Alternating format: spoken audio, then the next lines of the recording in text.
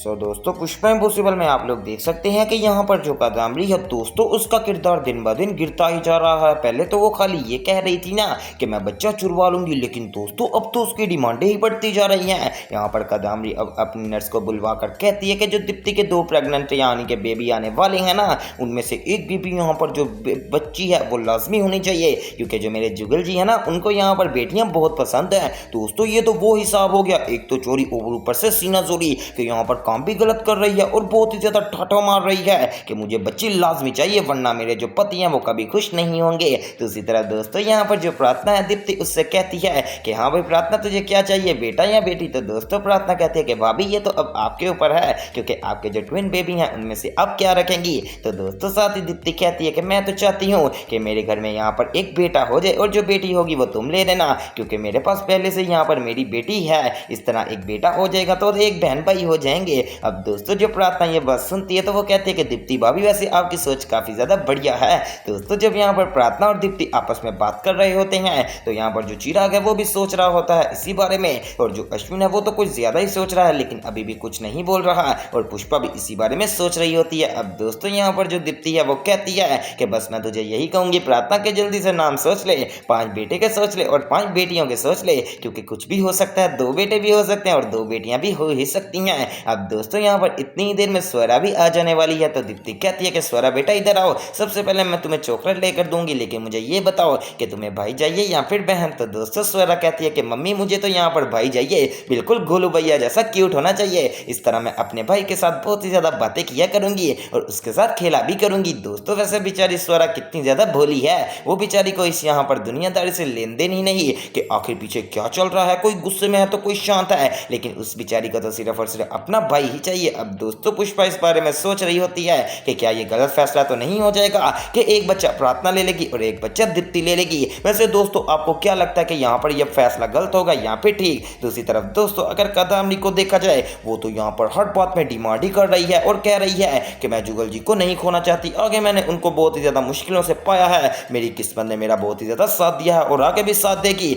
मैं तो यही कहूंगी कि तुमने सिर्फ और सिर्फ मेरा ये काम करना है कि जल्दी से उनकी बेटी ले आना, और अगर यहाँ पर उनके दोनों बेटे हो गए फिर तो हमारे हाथ में कुछ भी नहीं रहेगा, फिर तो यही करना पड़ेगा कि तुम उनका बेटा भी चुरा कर ले आना, क्योंकि मैं जुगल जी को कह दूंगी कि बेटा हो गया है, इसमें कौन सी बात है, कम से कम वो मुझसे ज्यादा नाराज तो नहीं ना होंगे। अब दोस्तों यहाँ पर कादम्बरी दूसरी तरफ प्लान बना रही है कि वो किस तरह बच्चा चोरी करेगी, हालांकि दोस्तों उसको ऐसा नहीं करना चाहिए। और जो पुष्पा है अब वो जब देखती है कि यहाँ पर सारे मामला ठीक हो गए हैं और उसको कॉलेज जाना चाहिए, तो दोस्तों वो अपना बैग पकड़कर बाहर जाने लगती है कि तभी सामने से बखुदरा सेठ आ जाने वाला है और वो आकर कहता है कि पुष्पा पुष्पा तुझे पता है कि मैंने जल्दी से जाकर पानी के टैंकर का इंतजाम कर लिया है, अब कल पूरे चोल के अंदर दोबारा से पानी बहाल हो जाएगा और आज थोड़ी देर में टैंकर भी आ रहा है, इस तरह हमारा सारा मसला हल हो जाएगा। दोस्तों जब पुष्पा ये बात सुनती है तो वो कहती है कि हाँ हाँ बिल्कुल ठीक कह रहे हो बखुदरा सेठ, ऐसा ही होना चाहिए। अब दोस्तों पुष्पा काफी ज्यादा खुश हो जाती है कि चलो ठीक है, आखिरकार जो चोल में मसला चल रहा था बहुत ही ज्यादा मुश्किलों के साथ वो मसला हल हो जाएगा। तो बखुदरा कहता है कि पुष्पा तू कहाँ पर जा रही है,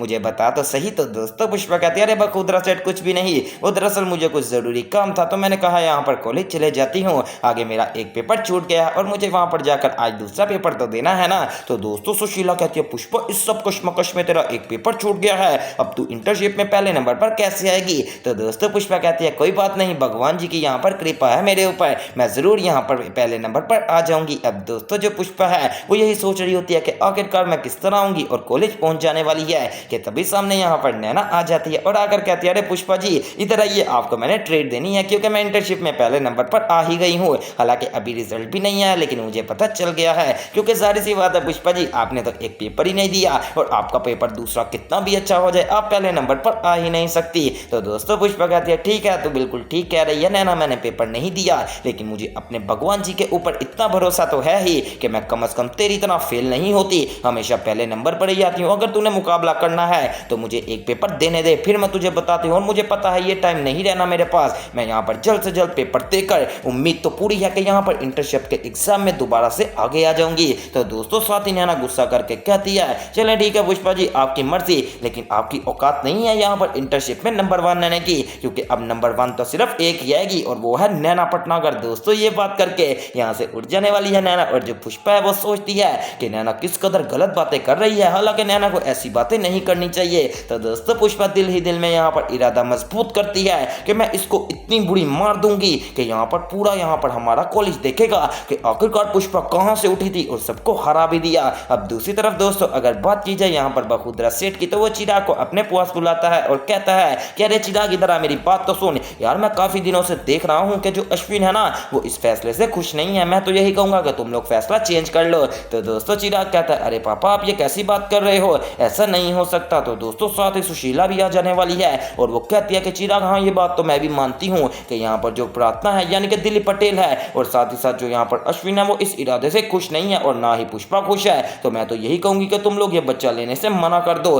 दोस्तों चिराग का अब यहाँ पर काफी ज्यादा ब्रेन वॉश किया जा रहा है उसके अपने पापा यानी कि बखुदरा सेठ की जानिब से। और दोस्तों अब बेचारा चिराग भी इस सोच में मुब्तला हो जाने वाला है कि क्या ये हम गलत कर रहे हैं। हालांकि दोस्तों गलत तो कुछ भी नहीं है, एक बच्चा वो ले लेंगे और एक बच्चा ये ले लेंगे, इसमें कौन सी गलत बात है। लेकिन आपको पता है कि जब लोग बातें करना शुरू कर देते हैं तो हर बंदे को यही लगता है कि जैसे मैं गलत कर रहा हूं। अब दोस्तों बखुदरा सेठ ने काफी ज्यादा दिमाग भर दिया है यहाँ पर चिराग का और चिराग भी सोच में पड़ जाता है। तो सुशीला कहती है कि चिराग तुझे अपनी अपनी हर बंदा राय देता है, तुझे तेरी माँ यही राय देगी, मैं तो तुझे यही कहूंगी कि जल्दी से जाओ और जाकर प्रार्थना को कहो कि ये बच्चा हमें उनसे नहीं लेना और उनको सीधा सीधा मना कर दो। और तुम्हारे जो यहाँ पर बखुदरा सेठ है वो भी यही चाहते हैं कि अगर भगवान कृपा करेंगे तो तुम लोगों का अपना बच्चा मिल जाएगा। दोस्तों ये तो बहुत ही ज्यादा गलत हरकत कर रहे हैं वैसे बखुदरा सेठ, अच्छी भली चोल में खुशी आने लगती है, साथ ही कोई ना कोई ट्विस्ट आ ही जाता है। दूसरी तरफ दोस्तों अब जो यहाँ पर स्वरा है वो सोने वाली होती है तो वो दीप्ति से कहती है कि मम्मी वैसे आपसे एक बात पूछूं, क्या आप मुझे बुला तो नहीं दोगी। तो दोस्तों साथ ही दीप्ति कहती है अरे ये कैसी बात सोच रही हो।